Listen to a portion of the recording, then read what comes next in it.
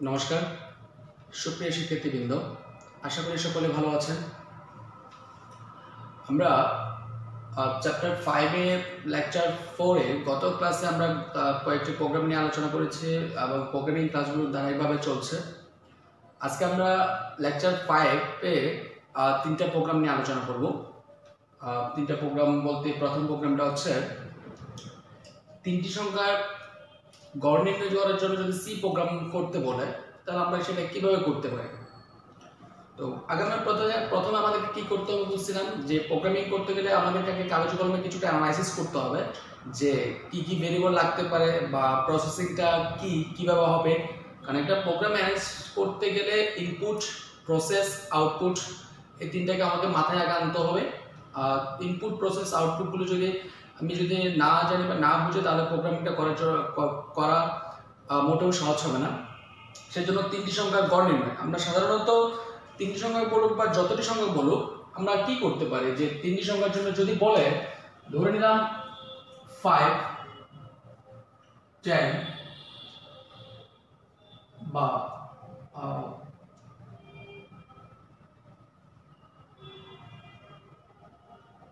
5, 10, 6 তিনটি সংখ্যা বলা। তাহলে তিনটি সংখ্যা গড় নিতে হলে প্রথমে হচ্ছে সংখ্যা তিনটি কি করতে হবে, যোগ করতে হবে এবং যোগ করে কত দ্বারা ভাগ করতে হবে, 3 দ্বারা ভাগ করতে হবে, মানে নাম্বার অফ টোটাল দ্বারা ভাগ করতে হবে। যতটি সংখ্যা গড় নির্ণয় করতে বলা হোক না কেন ততটি সংখ্যা আগে আমাকে প্রথমে যোগ করতে হবে। যোগ করে যত সংখ্যা দ্বারা যতটি সংখ্যা আমি যোগ করলাম তত দ্বারা আমাকে কি করতে হবে, ভাগ করতে হবে। যদি দুটি সংখ্যা বলে তার মানে দুটি সংখ্যা প্রথমে যোগ করতে হবে, তারপর হচ্ছে 2 দ্বারা ভাগ। যদি 5টি সংখ্যা বলে 5টি সংখ্যা যোগ করতে হবে, তারপর হচ্ছে 5 দ্বারা ভাগ করতে হবে। এখন দেখি যে আমাকে এখানে কোনো মান দেওয়া আছে না, কোনো মান দেওয়া নেই। তার মানে যদি মান দেওয়া না থাকে আমাকে অবশ্যই কি নিতে হবে, আমার ইচ্ছা মতো বা আপনাদের ইচ্ছা মতো একটি ভেরিয়েবল নিতে পারেন। আমি ধরে নিলাম আমি তিনটি সংখ্যা, একটা এ ধরলাম, আরটা বি ধরলাম, আরটা সি ধরলাম, এ বি সি। তাহলে তিনটি সংখ্যা যদি বের করতে চাই তাহলে প্রথমে কি করতে হবে, a plus B plus C তিনটি সংখ্যা যোগ করতে হবে, তারপর কি করতে হবে, 3 দ্বারা ভাগ করতে হবে, তার যোগ করে একটা জায়গায় রাখতে হবে। তাহলে যোগ করে সামনেও একটা জায়গায় রাখলাম, এটা হচ্ছে আমার প্রসেস। তার মানে প্রথমে তিনটি সংখ্যার গড় বলছে, তিনটি সংখ্যার জন্য আমি প্রথমটার জন্য a নিলাম, দ্বিতীয় সংখ্যার জন্য b নিলাম, তৃতীয়টার জন্য c নিলাম। তিনের সঙ্গে কি করলাম, যোগ করলাম, যোগ করে আবার কত দ্বারা ভাগ, 3 দ্বারা ভাগ। তো মনে রাখতে হবে প্রোগ্রামিং এ আমি আসলে ভাগটা এভাবে দেখালাম কেন, আমি তো চাইলে ভাগটা এভাবে দেখাতে পারতাম যে a plus b plus c divided by 3, কিন্তু প্রোগ্রামিং এ এইভাবে ভাগগুলো দেখানো যাবে না বা করা যাবে না। সেজন্য আমাকে পাশে স্ল্যাশ দিয়ে মানে ভাগ চিহ্নটা দিয়ে আমাকে দেখাতে হবে। এখন এখানে একটু খেয়াল করে যে sum equal a plus b plus c divided by 3, এটা হচ্ছে আমার প্রসেস।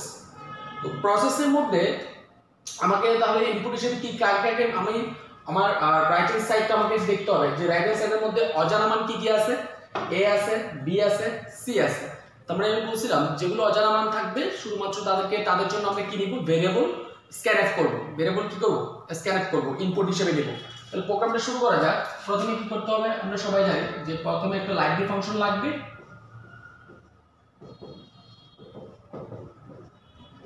তারপর হচ্ছে একটা মেইন নামক একটা ফাংশন লাগবে, তারপর হচ্ছে ইন্টিজার ডাটা টাইপ, তার মানে হচ্ছে ধরুন কোনো সংখ্যার জন্য হচ্ছে আমি ইন্টিজার নিলাম যে বা কোনো ভগ্নাংশ হবে না, এবং হচ্ছে পূর্ণ সংখ্যার জন্য সেজন্য হচ্ছে ইন্টিজার ডাটা টাইপ নিলাম। তারপর হচ্ছে কি কি ভেরিয়েবল লাগবে বলছিলাম, a লাগবে, b লাগবে, c লাগবে, আর একটা ভেরিয়েবল কি আছে, সাম আছে। আর কিছু লাগবে না। এখন আমাকে প্রথমে আমি ভেরিয়েবলটা ডিক্লেয়ার করলাম, ডিক্লেয়ার করার পর আমাকে কি করতে হবে, স্ক্যানফ করতে হবে, কারণ আমাকে অজানা মানের জন্য কি করতে হবে বলছিলাম, স্ক্যানফ। তাহলে কয়টি মানের জন্য আমাকে ইনপুট নিতে হবে, 3টি বলছে। কয়টি মানের জন্য, 3টি। তার মানে হচ্ছে পার্সেন্টটি কয়টা হবে, 3টা হবে।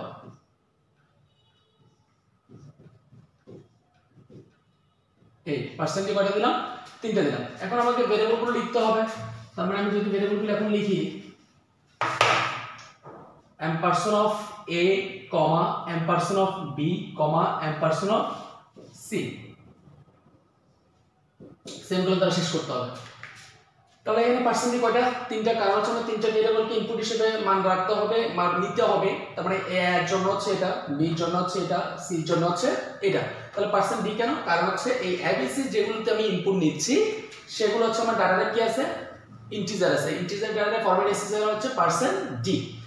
এখন স্টুডেন্টরা এই জায়গায় একটুখানি ভুল করতে পারেন যে যেখানে হচ্ছে যে ফরম্যাট এসএসআর এর মাঝখানে কি ইউজ করা যাবে না, কমা ইউজ করা যাবে না, কিন্তু ভেরিয়েবলের মাঝখানে অবশ্যই কি ইউজ করতে হবে, কমা ইউজ করতে হবে, এবং লাইনটা শেষ বোঝানোর জন্য একটু কি করতে হবে, সেভ করে ইউজ করতে হবে। তাহলে আমার ইনপুট নেওয়া শেষ, তাহলে এখন কি দরকার, প্রসেস। প্রসেস মানে আমাকে কি বের করতে বলছে, গড় নির্ণয় করতে বলছে, কি সরি হ্যাঁ গড় নির্ণয় করতে বলছে। তাহলে গড় নির্ণয় কি হতে পারে, এভারেজ হতে পারে। কি হতে পারে, এভারেজ।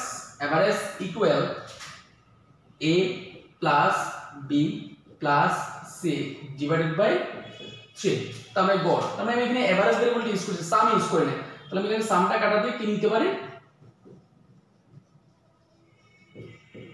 এভারেজ নিতে পারি। কি নিতে পারি, এভারেজ। কারণ এখানে যে ভেরিয়েবলটা ডিক্লেয়ার করব সেই ভেরিয়েবল নিয়ে কাজ করতে পারবো, ভেরিয়েবল ডিক্লেয়ার না করলে সেটা নিয়ে কাজ করা যাবে না। অথবা যদি আমি এখানে হঠাৎ কোনো ভেরিয়েবল ইউজ করতে চাই তার আগেও ডাটা টাইপ ব্যবহার করে কাজ করা যাবে, কিন্তু গ্লোবালি ডিক্লেয়ার করলে সেটাকে আমরা পরবর্তীতে চাইলে কাজে লাগাতে পারবো, কিন্তু ইনস্ট্যান্ট যেটা ডিক্লেয়ার করবো সেটা পরবর্তী চাইলে সেখান থেকে আবার কাজে লাগানো যাবে না। এখন এভারেজ নিলাম, তার মানে হচ্ছে আমাকে গড় বের করতে বলছে। তার মানে average equal a plus b plus c divided by 3। তার মানে মান যে তিনটা আসবে সেই তিনটা এখানে যোগ করব, যোগ করে কত দ্বারা, 3 দ্বারা ভাগ করব। তাহলে আমরা এখন প্রিন্ট করব, আমার ইনপুট শেষ, প্রসেস শেষ, এখন কি দরকার, আউটপুট। প্রিন্ট করার জন্য কি লাগবে, প্রিন্টএফ পার্সেন্ট ডি। ধরে নিলাম আমি কি বের করতেছি, এভারেজ। তার মানে আমি ধরে নিলাম এভিজি ইকুয়াল কি দিলাম, পার্সেন্ট ডি কমা, এখানে আমি কাকে প্রিন্ট করব, এভারেজ কি প্রিন্ট করব, কারণ আমার সর্বশেষ ফলাফলটা কোথায় আছে, এভারেজের মধ্যে আছে। সর্বশেষ ফলাফলটা কোথায় আছে, এভারেজ, যার কারণে আমি সর্বশেষ ভেরিয়েবলটা প্রিন্ট করতেছি যে এভারেজ। তার মানে এটার জন্য আমি কি লিখলাম, এভ ইজ ইকুয়াল পার্সেন্ট ডি। তো মনে রাখতে হবে, আমি আগে বলছিলাম এখন বলছি, ডাবল কোটেশনের মধ্যে যদি কোনো লেখা লিখি সেটা হচ্ছে আমার আউটপুট স্ক্রিনে শো করানোর জন্য, মানে ভ্যালুর আগে আউটপুটে শো করার জন্য, সেটা হচ্ছে এভিজি মানে এভারেজের জাস্ট এভিজিটা লিখলাম, যা মানে মানটা কি ধরনের মান সেটা বোঝানোর জন্য, মানে এটা যে গড়ের মান সেটা বোঝানোর জন্য এভিজি লিখলাম। তারপরে পার্সেন্ট ডি, এতটুকু চাইলে আমরা প্রোগ্রামটা শেষ করে দিতে পারি। আচ্ছা, নিশ্চয়ই তাহলে বুঝতে পেরেছেন। এখন যদি পরীক্ষায় এটা বলে যে তিনটি ধনাত্মক পূর্ণসংখ্যার যোগফল এবং গড় নির্ণয়, তাহলে আমাকে কয়টা কথা বলছে, দুইটা কথা বলছে। একটা হচ্ছে যোগফল বের করতে বলছে, আর একটা কি নির্ণয় করতে বলছে, গড় নির্ণয় করতে বলছে। যোগফল এবং যদি আমরা গড় নির্ণয় করি তাহলে আমাকে প্রথমে কি যোগফলটা আলাদা করে দেখাইতে হবে, এই যে যোগফলটা আলাদা করে দেখাইতে হবে, তারপর হচ্ছে কি দেখাইতে হবে, গড় নির্ণয়টা দেখাইতে হবে। এখন যদি সেভাবে বলে আমরা কিভাবে করতে পারি, আমরা একটুখানি দেখি যে যোগফল এবং গড় নির্ণয় যদি বলে, তার মানে যোগ করার জন্য কি লাগবে, আগে প্রথমে কি করতে বলছে, যোগ। তার মানে সাম equal a plus b plus c, এটা যোগ করলাম, যোগফল। তারপর কি বের করতে বলছে, গড়। ধরে নিলাম এবিসি নামক একটা ভেরিয়েবল নিলাম। আচ্ছা, এভারেজটা পুরো লিখতেছি,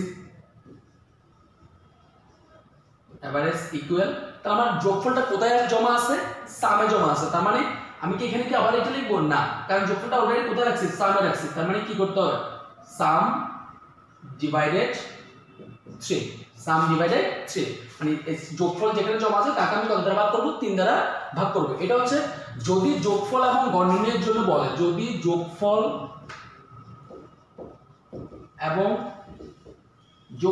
গড় দেখাইতে বলে, যোগফল এবং কি দেখাইতে বলে, গড়। তার মানে কি বলছি, সাম প্রথমে যোগফলটাকে বের করতে হবে, তারপর যোগফলকে কত দ্বারা ভাগ করতে হবে, 3 দ্বারা।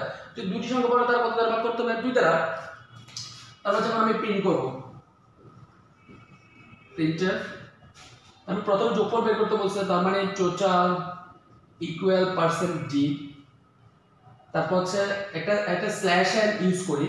তো স্ল্যাশ এনটা কেন, কারণ স্ল্যাশ এন যদি স্ল্যাশ এনটা হচ্ছে নতুন লাইনের জন্য, কারণ আমি চাচ্ছি, আমি এভাবে জিনিসটাকে সাজাতে চাচ্ছি, মানে আমি চাচ্ছি টোটাল ইকুয়াল আমার যোগফলটা আসবে, তারপর হচ্ছে এভিজি ইকুয়াল 7, এভাবে আসবে। তারপরে আমি অ্যাকচুয়ালি কি জায়গায় যাচ্ছি, টোটাল ইকুয়াল, টোটাল দিলাম, টোটাল ইকুয়াল তার পার্সেন্টেজ দিছি, যে মানটা আসবে সেটা এখানে বসবে। তারপর হচ্ছে স্ল্যাশ এন দিছি, স্ল্যাশ এন মানে হচ্ছে নিউ লাইনের জন্য মানে নিচে চলে আসবে, কারণ পাশাপাশি লিখতে চাচ্ছে না নিচে। তার মানে এবিসি ইকুয়াল কত আসবে 7 আসবে। তার মানে এখানে কি দরকার এবিসি ইকুয়াল, তার মানে লিখলাম যে এবিসি ইকুয়াল লিখলাম কাকে দিব এখন তাহলে পার্সেন্ট ডি, ডাবল ইকুয়াল শেষ কমা শেষ, আমরা এদিকে স্পেস নাই দিতে আমি এখানে লিখতেছি। তার মানে কোন কোন ভেরিয়েবলটাকে প্রথমে ইউজ করব, আমরা প্রথমে কি দরকার ছিল যোগফল, তার মানে যোগফলটা কোথায় আছে সাম কমা তারপর কি আছে এভারেজ।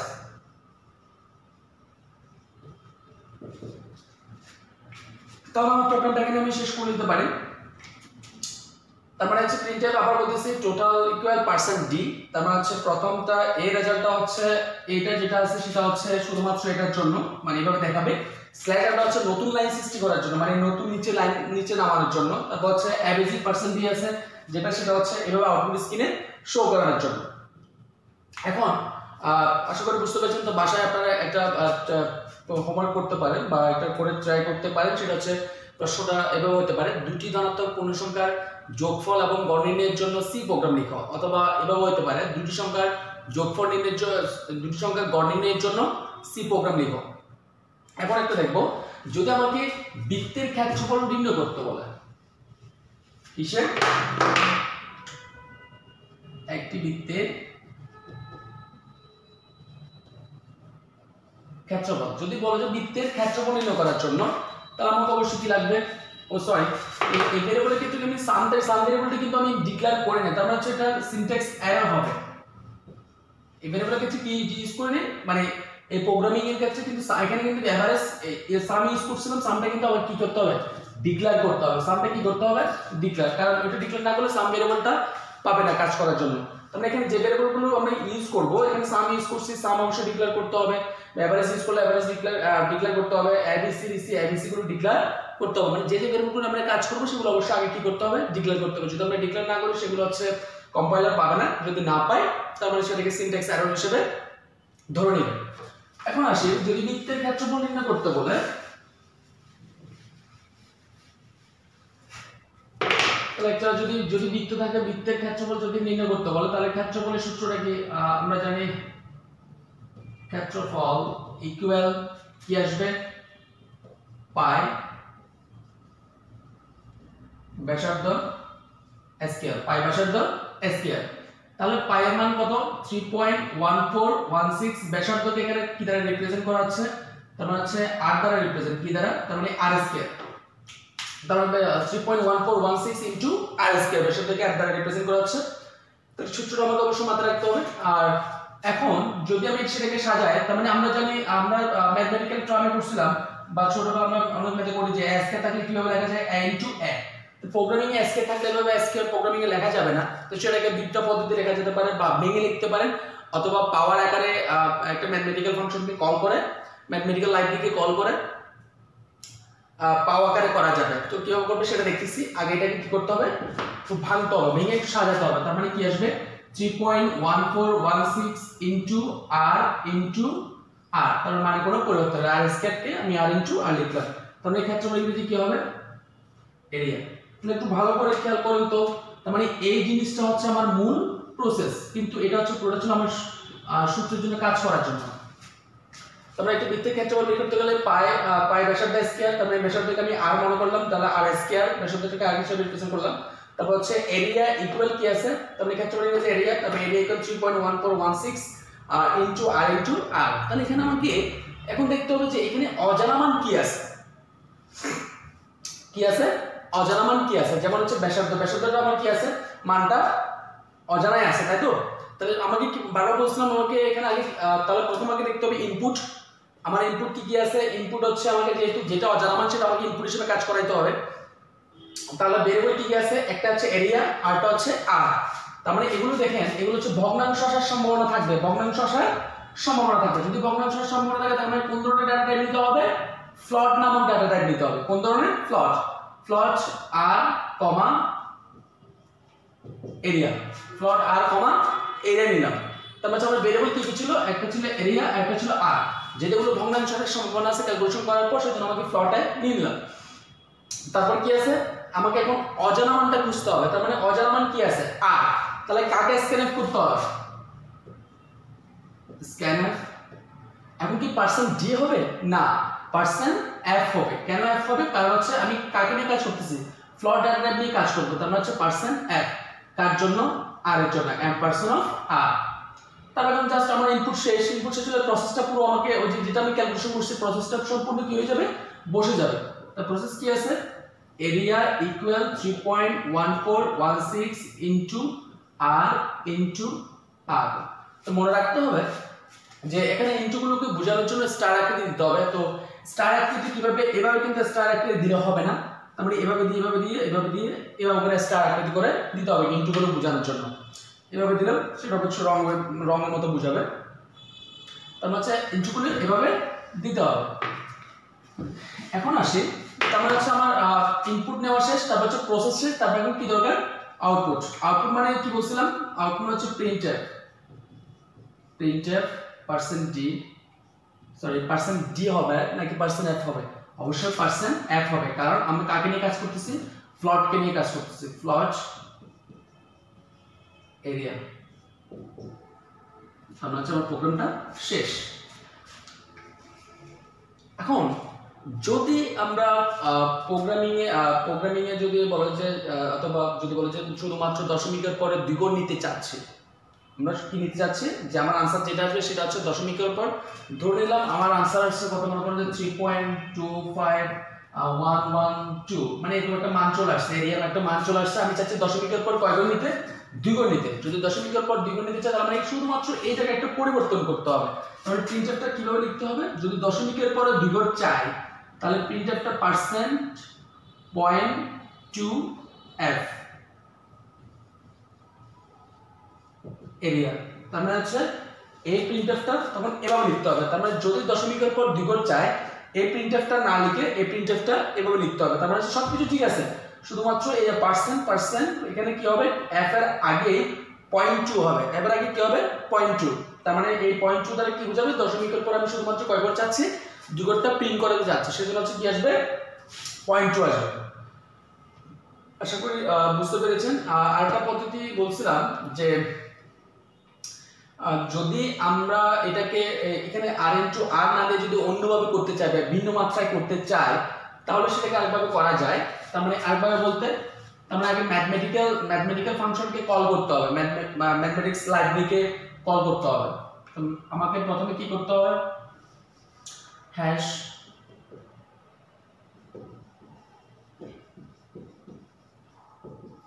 math.h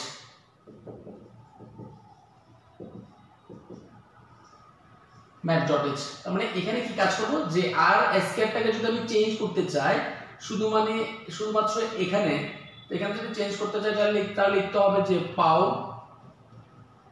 আর কমা 2, পাও আর কমা 2। এই যে পাও আর কমা 2 মানে জিনিসটা বোঝাচ্ছে যদি পাও a কমা b, তার মানে কি বোঝাচ্ছে, তার মানে বোঝাচ্ছে a স্কয়ার। তার মানে আবার যদি বলতে পাও 2 কমা 3, তার মানে কি বোঝাবে 2 টু দি পাওয়ার 3 মানে 2 কিউব।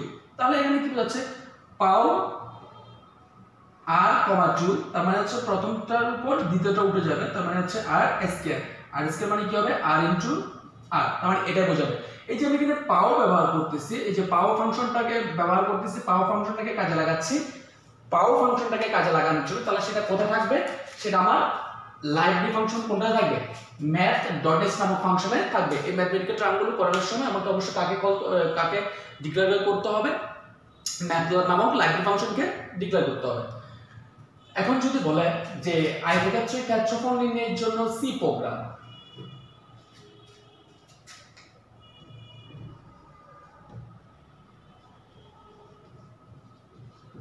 কি বললাম, আয়তক্ষেত্রের ক্ষেত্রফল নির্ণয়ের জন্য সি প্রোগ্রাম।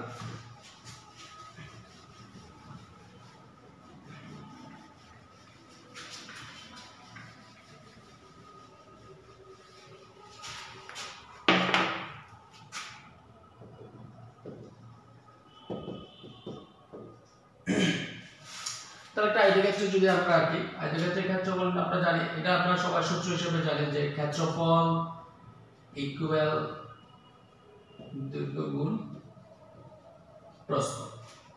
তার মানে দৈর্ঘ্যকে যদি আমি l নিলাম, h কে উচ্চতাকে মনে করলাম যে প্রস্থকে